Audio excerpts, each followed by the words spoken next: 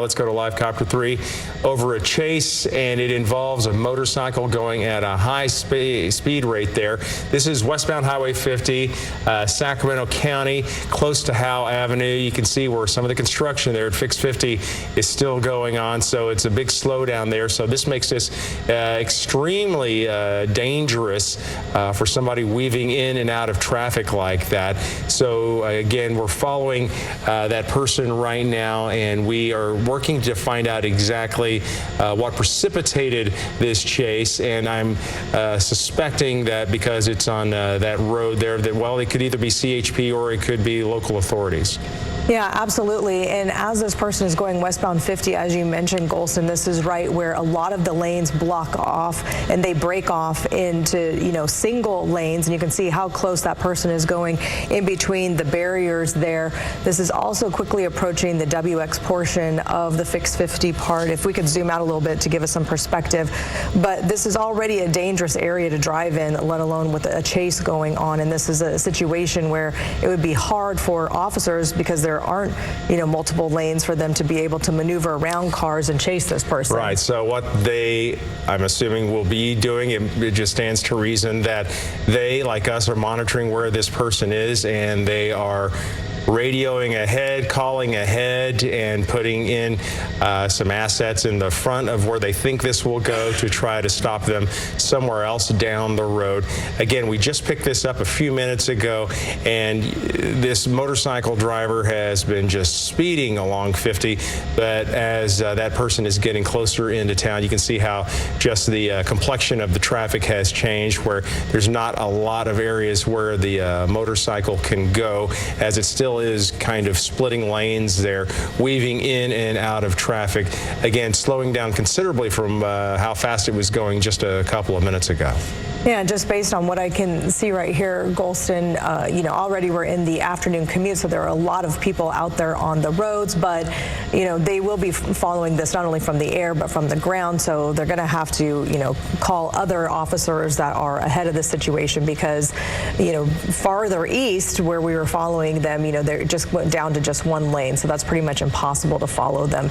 This looks like this is that WX portion of Highway 50 right now, because you can see that middle part is all blocked off, and it looks like they're going to take the left side, which is the side that goes toward West Sacramento, goes over the Pioneer Bridge, or you can break off and go to I-5, either northbound or southbound. That's the part I always make the mistake on, and go to West Sacramento. You got to decide early. I'm wondering if we can put our overlay, but you can see, Wilson, how that motorcycle rider, oh, look at this. We've got an officer on the right and another motorcycle. That's who is going to be able to catch up with this person on this motorcycle. This can we determine if that for sure is another officer, or is that somebody else? Yeah, that's definitely CHP. You can see there, well, at least law enforcement. Yeah. You can tell from the white front part of it. I mean, this is making me nervous. Look at how fast they are going. Yeah, now they're taking that exit right there. This looks like this is the exit northbound I-5 towards downtown. Yep, and that's northbound I-5. I don't know if we can put our traffic overlay so that viewers at home are able to see, but that, to me, looks like that's northbound I-5 approaching P Street. That is going to be kind of the difference maker there if you've got a CHP motorcycle officer there who can basically match what this person is doing. There they go on I-5, and you can see the acceleration there as that person is picking up speed, and this is super fast. Look at this motorcycle just cutting through, basically splitting lanes there, which you're not supposed to do, and that was a super close call right there, as this person is now just flying down the interstate going northbound there. Yeah, and again, this couldn't be a worse time, because this is the afternoon commute, and it's hard enough to see to see motorcyclists, but you can see the officer there as well. But it's hard enough to see motorcycle riders, let alone someone who's coming up behind you. I mean, some of these people may not even know that this person is coming up behind them. Oh, it looks like that's Fruit Ridge. Yeah, so that's southbound 99. Now we're southbound 99. Yeah. So yeah, we're going southbound 99. We got turned around. And you can see the suspect now cutting over to the edge there on the shoulder, and then you have to think about this CHP officer, and to what degree do you continue to give chase versus radioing ahead to see if you can find out how other CHP crews can get in place to try to stop what's going on right here. So they just passed Fruit Ridge. I don't know if you were able to read that because the person went by so fast, but they're just riding solely in the shoulder here. And, you know, there's a lot of gravel in the shoulder. A lot of people don't know that this person is coming up behind them. And, you know, we haven't really seen anything like this in our area, Golston, in quite some time. This person, the speeds look to be going well past the speed limit.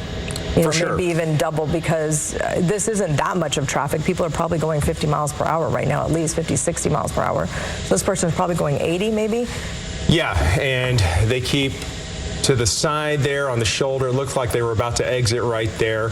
That's somewhere right after Fruit Ridge. I forget what that exit is, but they continue to go southbound here, and it's not going to be long before they're getting into where the traffic slows down a little bit as you're getting into Elk Grove. Yeah, so you're going to, right after Florin is going to be, you know, eventually going to hit Cosumnes River and Boulevard and the Delta Shores area. And things, you know, you could see that there's a carpool lane there on the left with this person just racing past everyone.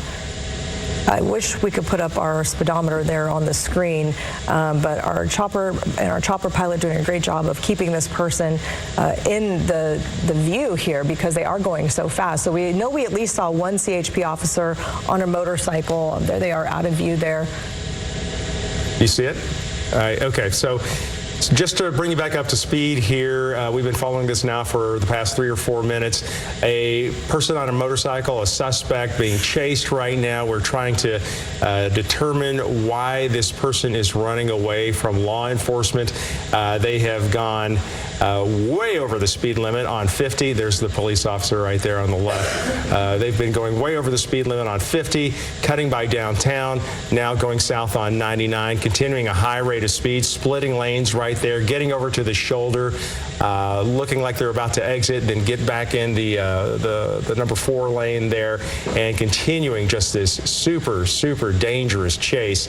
And the police officer is not far behind, of course, having to keep in mind the safety of all the other people in their vehicles, but also trying to figure out a way to bring this all to an end. Yeah, and our photographer in LiveCopter 3 doing a great job, because this is not easy keeping up with this person as they're weaving in and out of traffic and going this fast. This motorcyclist has primarily stayed in the far right, the slow lane and the shoulder, but has continued to weave in and out, you know, of traffic. This is right where Golston was mentioning things start to slow down.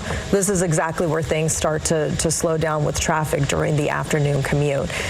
Yeah, and what I'm worried about is this person gets into an exit lane and he's going so fast that a normal person, a normal commuter may not see them in time and then just get over for the exit, and then you've got a serious problem with a potential collision there. But, well, and I'm worried about the law enforcement officer that's also on a motorcycle, because, you know, these drivers aren't expecting this coming up behind them. And so, you know, even the CHP officer, you know, this is a dangerous situation for them too. Obviously, they're going to have to make a decision of, you know, maybe they're setting something up ahead of this. Maybe that's why people are slowing down. They could be blocking traffic and setting up some spike strips, because this is generally what they're going to have to do when you enter a situation like this, when someone is acting this erratic and endangering the lives of all of the people on the road. Yeah, well, now you can feel the slowdown. You can just see it visually as the cars are definitely going at a slower pace, as is the motorcycle. But we've seen anytime the motorcycle seems to pick up a little bit of daylight in the traffic, they will take off. Certainly right when the CHP officer seems to get closer and closer, which they seem to be just out of picture right now as I'm looking up above. Just at the... Yeah, so we'll keep watching that as we see how I wonder if we can zoom out to see if there he is on the left. But I wonder if they've got the spike strips out, and maybe they are purposely slowing traffic down so that they can put those out. I don't know if we can zoom out a little bit to get perspective on that, or get our overlay. Yeah. Maybe we could zoom in to see. I don't know if that's as far zoomed in as we can get. Oh, there we go. Thank you so much, LiveCopter. So this now becomes interesting, because the CHP officer can pin in the suspect, and here comes a patrol vehicle. He can pin the motorcyclist in, because the motorcycle officer now has the block for the exit, if you will.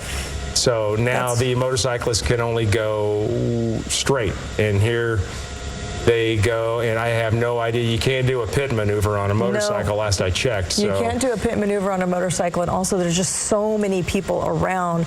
That's the thing that makes me especially nervous, is just how many people. Maybe this person's going to slow down. I don't know. It's hard to tell. That we've been baited before. Officers have been baited before, thinking that they were going to slow down, and then they didn't. So. Well, for sure, because I mean they have, hundreds of things to worry about. I'm talking about all of the other vehicles around them. This is more about public safety.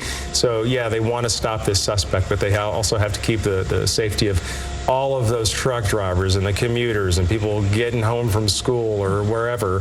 They have to keep them in mind. But it is interesting, Lisa, to watch here. I mean, he's right on that motorcyclist's tail, and the motorcyclist seems not to be going well, and they're now approaching Laguna Boulevard on I-5 South, the Elk Grove area. Oh, this is Highway 99? Yeah, 99.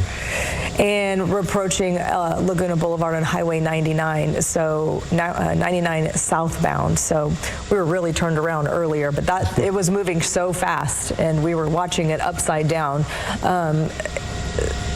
So this is, going to be interesting to see what happens here. I don't know if maybe they've stopped traffic up ahead. And there you can see the Consumnes River Boulevard. It looks like the motorcyclist, the suspect, is putting his blinker on for what it's worth. And they are moving over.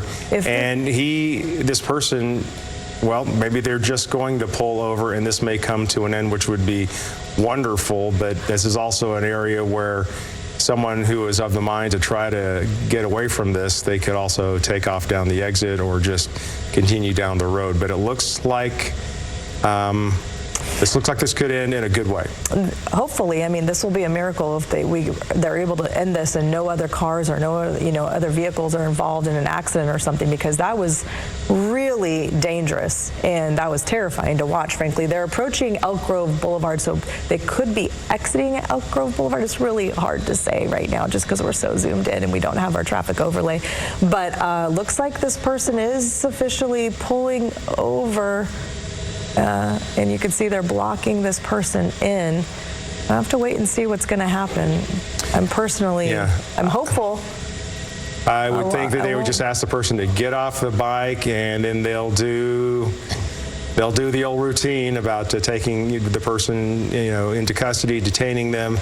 Then the person will be brought in. The motorcycle will be transported to a pickup yard where the person can, or someone else can pick it up eventually. But it looks like this is coming to the best conclusion that we could hope for when it comes to just people out on the roads. Looks like the CHP officer there is backing that bike up, and don't know what he's going to do with it. That was one of the most dangerous chases I've seen, even from Northern California to Southern California. That was terrifying because, especially through that 50 area, it's dangerous to drive through there without a high-speed chase on a motorcycle going on around you. I mean, it had a lot of potential for being something. That's a miracle that this ended this safely. So, okay. It looks like they're taking this person into custody, and I would expect some more units to show up to try to secure the area while they process the scene and process this suspect. Long chase now over, and everyone's okay on the roads, which is good.